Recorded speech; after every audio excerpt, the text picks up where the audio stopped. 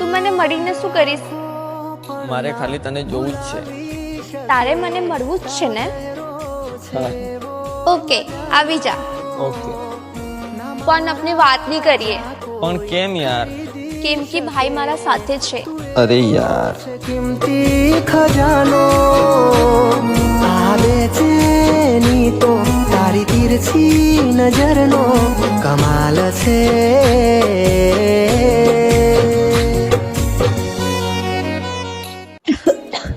ઓ દિલ મારું કહે છે આવીને મળી લઉં.